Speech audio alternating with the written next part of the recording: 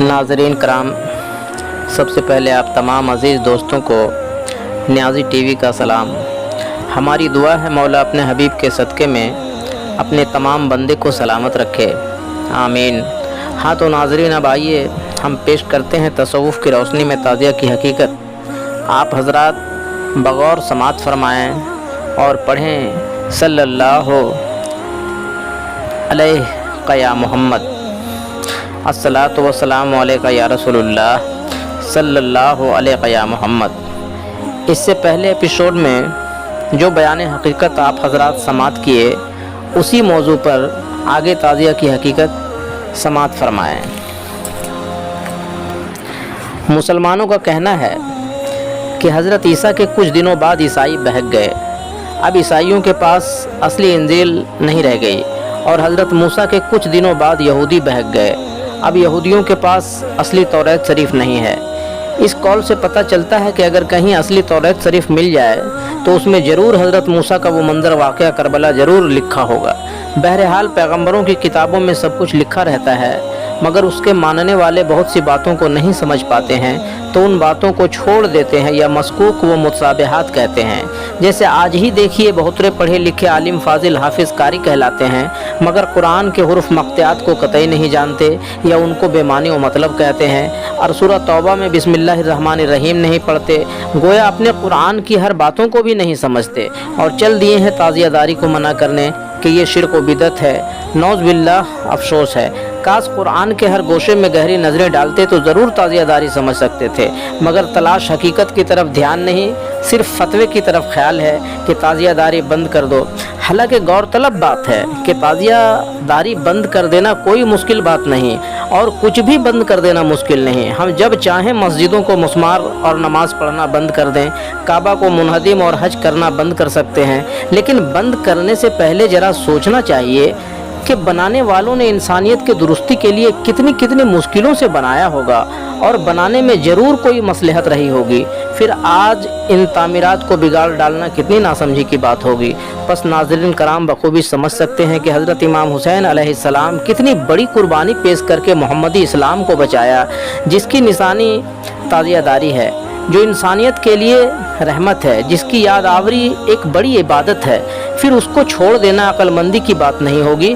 अलबत्ता ताज़िया की हकीकत समझ लेना ज़रूरी है, ताकि इंसानियत की अमन और सलामती के लिए नस्र व अशात की जा सके। नोट: मैं फतवाबाज उलमा और मुखालिफैन ताज़िया से खुश नहीं हूँ। उनको सुझाव देता हूँ कि ताज़ियादारी ही अमन और रहमत है। नए नए गवैये की नई नई गीतों में फ़रेब ना खाइए। अपने अपने ख़ानदानी सीज़रों का मुआयना करें कि बनु हासिम से अक़ीदत व मोहब्बत का राब्ता है या बनु उमैया से है। उसके बाद ही ताज़ियादारी करें या शिर्क व बिदअत कहकर बंद कर दें। इस किताब से मेरा मकसद ताज़िया की हकीकत को समझाना है, गैरों की दिल आज़ारी करना मकसद नहीं। ताज़िया की हकीकत सुनिए। ताज़ियादारी अमूमन हज़रत इमाम हुसैन अलैहिस्सलाम की यादगार है, मगर यादगार का सिर्फ यही मतलब नहीं कि हमारे इमाम साहब शहीद हो गए थे, बल्कि उसका एक अहम मकसद है जो कभी भी भुलाया नहीं जा सकता। क्योंकि शहीद तो बहुतरे हुए हैं जिनकी शहादतें करबला वालों से भी दर्दनाक थी, लेकिन उन शहीदों के ना ताज़िया और ना कोई यौम मजलिस मनाई जाती है। जैसे देखिए, हज़रत अमीर हिमज़ा अलैहिस्सलाम की शहादत से गोया हुजूर का दाहिना बाजू शहीद हो गया, और लाश हिमज़ा अलैहिस्सलाम की वो इंसानियत सोज बेहुरमती की गई कि फरिश्ते भी चीख उठे।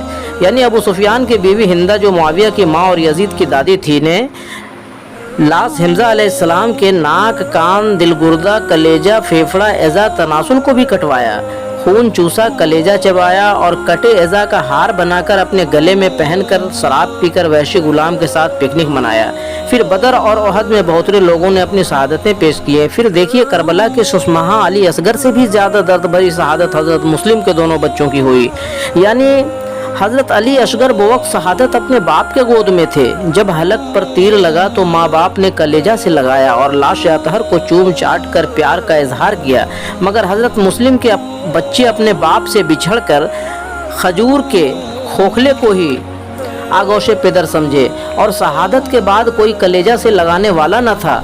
صرف دونوں معصوم لاشیں ایک دوسرے سے بغلگیر ہو کر دریا میں بہتی چلی گئی۔ اس سے بخوبی پتہ چلتا ہے کہ حضرت امام علیہ مقام ماہ کربلا والوں سے زیادہ دردناک شہادتیں دوسروں کی بھی ہوئی ہے، لیکن ان کی یاد آوری میں تعزیے نہیں بنائے جاتے۔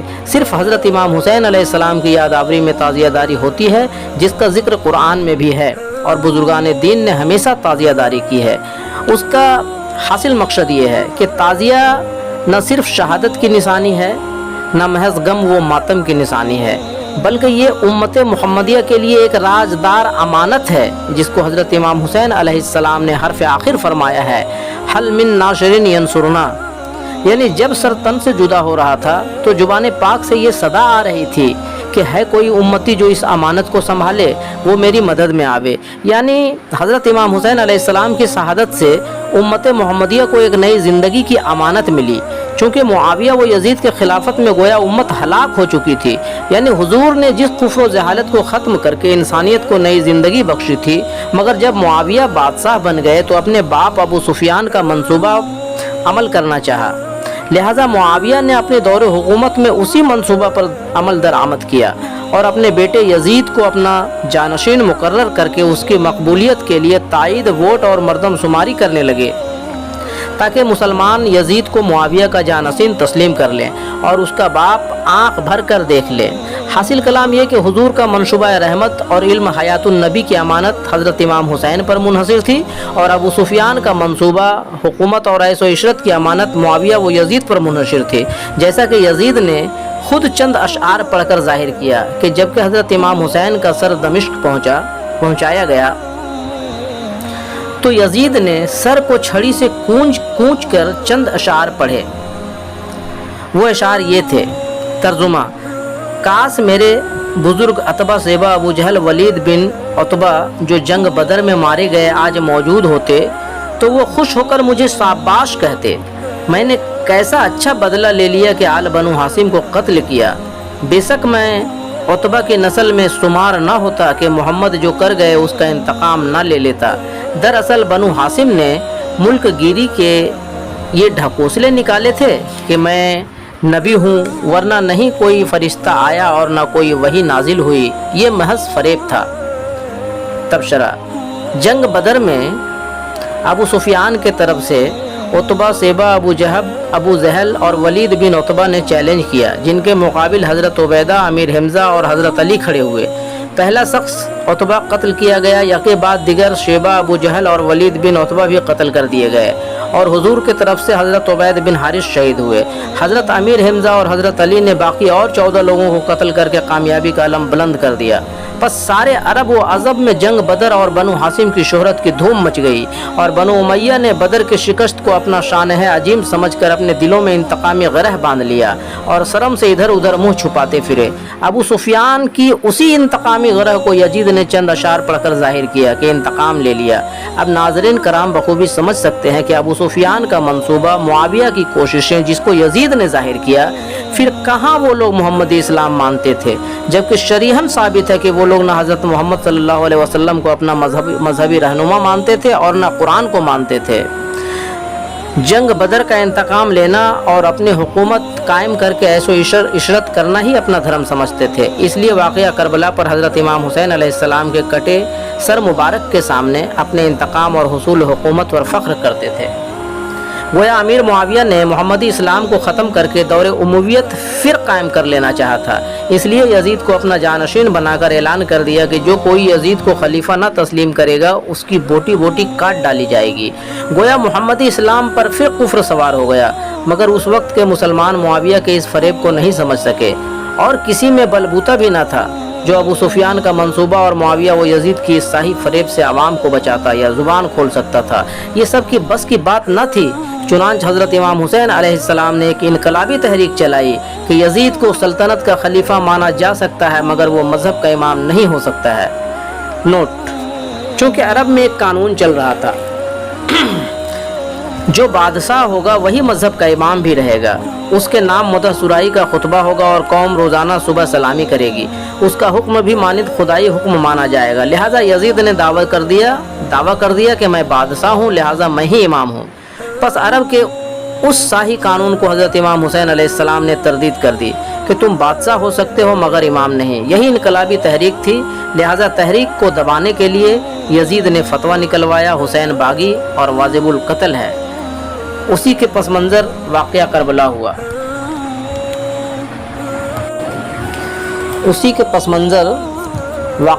ہوا۔ مگر حضرت امام حسین علیہ السلام یزیدی فتویٰ اور کربلا کے خوف سے اپنی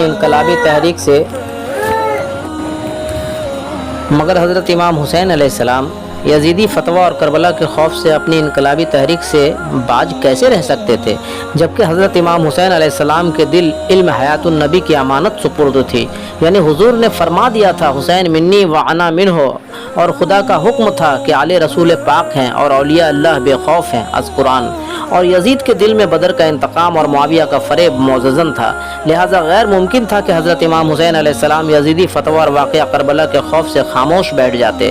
اس لیے حضرت امام حسین علیہ السلام نے اپنی شہادت پیش کر کے اسلام و انسانیت کو زندہ بچا لیا۔ حالانکہ اس شانہ عظیم واقعہ کربلا کے بعد عوام کو بھی پتہ چل گیا کہ واقعی معاویہ کے خول میں یزید اسلام و انسانیت کا دشمن ہے، اور امام حسین علیہ السلام اسلام و انسانیت کے علمبردار ہیں۔ اور یہ آواز اسی وقت شہر دمشق یعنی یزید کے محل سے ہی بلند ہوئی کہ یزید کی موت خراب ہو۔ دوسری آواز کوفہ سے مختار سقفی نے بلند کی، قاتلان حسین کی موت خراب ہو۔ تیسری آواز بغداد سے ابو صفا عباشی نے بلند کی کہ بنو امیہ کے زندے و مردے اور قبرستان خراب ہو۔ اور چوتھی آواز احواز سے علی بویا حسن بویا نے بلند کی، دشمنان اہل بیت خانہ خراب ہو۔ گویا تھوڑے وقفہ میں ساری دنیا میں حضرت امام حسین کا ڈنکا بجنے لگا، اور معاویہ وہ یزید گمنام اور خانہ خراب ہوئے۔